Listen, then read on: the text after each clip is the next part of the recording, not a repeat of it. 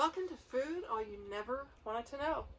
We're in the greenhouse and I'm going to show you a few things. I'll talk a little bit about what not to do and what to do when you're growing tomato transplants. Don't drop them. Anyway, these ones I started way early this year because I was selling plants and I wanted to get them out there to the auctions early in the year. Well, that was fine, except the ones that I wanted to keep to grow started to look pretty bad, and part of the reason is they needed more nitrogen, and I didn't realize that until later. So I can add nitrogen and they'll perk up. I actually did put a little bit on about a week ago, and the center leaves are beginning to get darker green. Okay, this is a black crim, and I do hope that it perks up. And you can plant them really deeply. Oh, well, that's the other thing. Okay, say we take this. This is a delicious, wonderful, big, not huge, but big, decent, good tasting red tomato. When you plant this in the ground, you bury it. Bury it up to there. You could even take another branch or two off, bury it even deeper. Okay? And this one has perked up quite a bit since I gave it a little bit of fertilizer. And all the hairs on the stem will become roots. Yep, they'll stretch out. It'll become a way stronger plant. But I'm hoping these plants won't be set back because they had this little time period where they weren't really happy. Now this fireworks is pretty good. Now notice, well, I guess you can't see with the, oh, maybe you can see. See, it has a few little flowers and buds starting.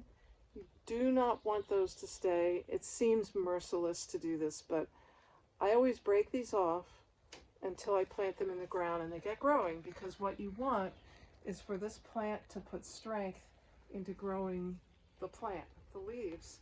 You don't want it to be putting on the fruit yet, because that will weaken the plant. Now, as we move down here, wanted to mention this. This plant is not sick. This is actually okay, although it needs to bush out a little more. This is a variety called Brad's Atomic Grape. It's not one that I've tried before. It's sort of an oblong looking cherry that's striped, and it's got purple stems everywhere. It's a very interesting plant, but that's not sick. This is Porter's Pride, and I recommend anybody to try this who lives in an area where you might have drought in the summer, lots of heat. This plant bounces back. It just keeps producing. It's not a huge tomato, but it's a dark pink, sort of medium-sized tomato. This one, Black Prince. This has done well despite the fact I did pot it up into a little bigger cup, so that helped it. The same with this one. This is a Brandywine Red, and again you can see the potato leaf. The leaves look different. They don't look like a tomato. We actually were with a church group last week giving tomato plants away. Somebody came up to me with one of these and said, "This is not a tomato plant." I said, well, it's a potato leaf tomato plant. It is supposed to be like that. Some of the heirlooms especially are like that. Now if we come down to this tray over here, these are the ones that were planted later, okay? As a matter of fact, most of these were planted 3.5 weeks ago. Look at that, they're beautiful green. They are kind of stocky, they're getting sturdy. They're very, very healthy. This is a Solar Flare, which is a beautiful striped tomato. It's a nice big size, not massive, but a nice size. More Solar Flares. This is a Baxter's Bush cherry, and by the name Bush, it's sort of a dwarf. It won't get above, I think, 3 feet tall. And as you can see, it's smallish, but it's stocky and sturdy. It's a very sturdy little plant. And it will get bigger, obviously. Camp Joy is one of my favorite cherry tomatoes. It's got a nice big cherry tomato. It's a dark pinkish red. And Camp Joy's, I bought the seed for this from Tomato Fest which I really recommend Tomato Fest. You'll go in there and you will lose yourself with the thousands of varieties of tomatoes that these people have on that site. And let's see what else we have. And it's a delicious cherry tomato. Now these ones, this is a San Marzano. I think this one was probably about 5 weeks at this point. So you can see the difference. 3.5 weeks, 5 weeks. Now part of the reason these are growing so nice and sturdy and stocky is it's warm, it's sunny. I've been able to put them on the deck. I've been able to bring them into the hoop house. They're not suffering for light.